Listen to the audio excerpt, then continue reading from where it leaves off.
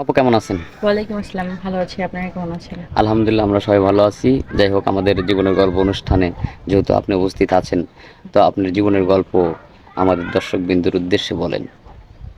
জীবনের গল্প আর কি বলবো? আমি একটা বাবা ছাড়া একটা ফ্যামিলির মেয়ে। আমার ছোট ২ টা বোন আছে, আমার মা আছে। এই আমার ছোট সংসার। আমি গ্রামে থাকতাম। ঢাকায় আসছি কিছুদিন হলো, ২-৪ দিন। আসছি, তাও একটা আপুর মাধ্যমে আপনাদের সঙ্গে পরিচয়। আর আমি এখানে মূলত আসার কারণ যে গ্রামে যৌতুকের অভাবে বিয়ে-শাদী হয় না।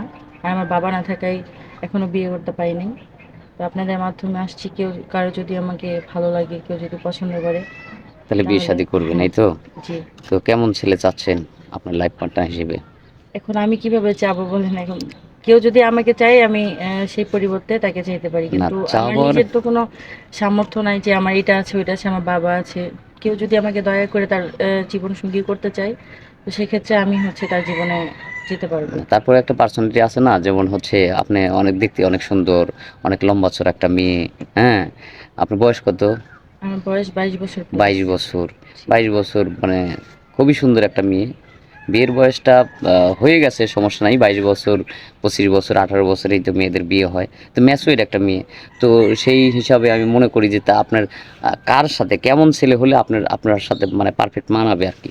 আপনার মানে পছন্দটা আরকি সৌন্দর্য জানতে চাই। তো সবচেয়ে বড় কথা নয়, সবাই মানুষ, এটা বড় কথা। আর বিবাহিত জীবন তো আর খেলনা জীবন না। বিয়ে করলে আপনার যে এমন একটা পুরুষ যে সারা জীবন বউ সংসারের দায়িত্ব নিতে পারবে, ভালোবাসতে পারবে, ভালো রাখতে পারবে, তাকে বিয়ে করতে চাই। মানে আমি হয়তো বয়সের দিক দিয়ে ম্যাচিওর, বাট আমার আর্থিক অবস্থা খারাপ।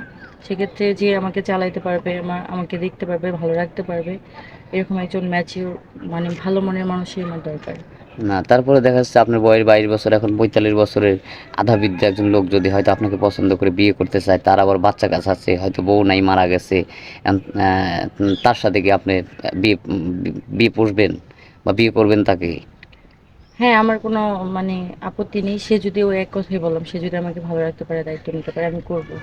মানে এক কথা বিবাহিত হোক, অবিবাহিত হোক, আপনাকে যদি সে চালাতে পারে তাকেই আপনি জি, বিয়ে করবেন। এখন আপনার দরকার একজন মাথার আরেকজন। ছায়া।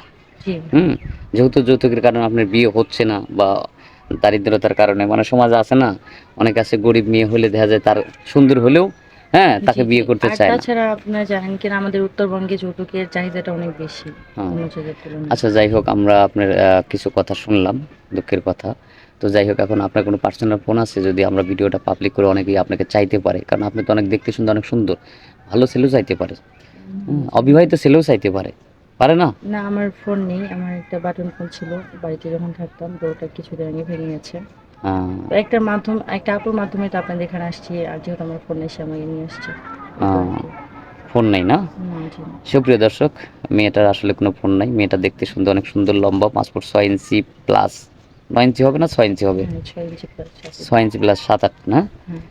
অনেক লম্বা এবং অনেক সুন্দরী, পরীর মতো দেখতে।